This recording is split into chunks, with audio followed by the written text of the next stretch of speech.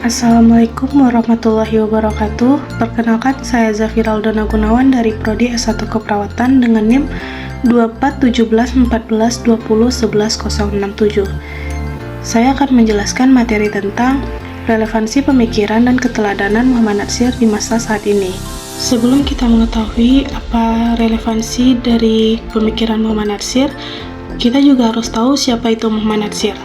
Muhammad Natsir adalah seorang tokoh politik ulama dan cendekiawan Indonesia yang berperan penting dalam sejarah politik dan pemikiran Islam di Indonesia. Ia merupakan Perdana Menteri Indonesia pada tahun 1950 sampai 1951 dan dikenal sebagai pengusul mosi integrasi yang berhasil mengembalikan bentuk negara Indonesia dari Republik Indonesia Serikat menjadi Negara Kesatuan Republik Indonesia. Natsir juga merupakan pemimpin Partai Masyumi, partai Islam terbesar pada masanya. Ia dikenal sebagai sosok yang kritis terhadap kebijakan Presiden Soekarno, terutama terkait demokrasi dan kebebasan politik, hingga partainya dibubarkan pada 1960. Selain di dunia politik, Natsir juga berperan dalam dakwah dan pendidikan Islam. Ia aktif di berbagai organisasi Islam nasional dan internasional, serta banyak menulis tentang hubungan Islam dan negara. Pada tahun 2008, ia dianugerahi gelar Pahlawan Nasional Indonesia. Selanjutnya, relevansi pemikiran Muhammad Natsir. Pemikiran dan keteladanan Muhammad Natsir memiliki relevansi yang sangat besar di masa kini, terutama dalam konteks Indonesia sebagai negara demokrasi dengan mayoritas penduduk Muslim. Ada beberapa poin penting yang menyoroti relevansi tersebut. 1. Demokrasi dan kepemimpinan.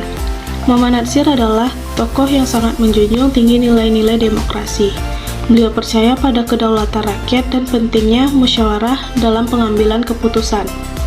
Keteladanan beliau dalam memimpin dengan jujur, adil, dan transparan sangat relevan bagi para pemimpin di era modern. Kedua, persatuan dan kesatuan. Muhammad Natsir adalah tokoh yang sangat cenderung terhadap persatuan dan kesatuan bangsa. Beliau selalu menekankan pentingnya menjaga kerukunan antar umat beragama dan suku bangsa. Pemikiran beliau ini sangat relevan di tengah tantangan polarisasi dan intoleransi yang masih dihadapi Indonesia saat ini. Ketiga, ada pendidikan dan moral. Muhammad Natsir sangat peduli terhadap pendidikan dan pembentukan karakter generasi muda. Beliau percaya bahwa pendidikan adalah kunci kemajuan bangsa.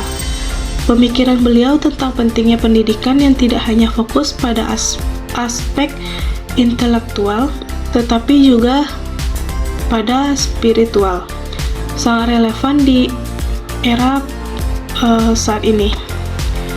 Keempat, ada ekonomi yang berkeadilan. Muhammad Natsir memiliki perhatian besar terhadap masalah sosial dan ekonomi. Pemikiran beliau tentang ekonomi yang berlandasan pada nilai-nilai keadilan dan pemerataan sangat relevan di tengah kesenjangan ekonomi yang semakin melebar. Kelima, peran agama dan negara. Muhammad Natsir adalah tokoh yang memiliki pemahaman yang mendalam tentang hubungan antara agama dan negara.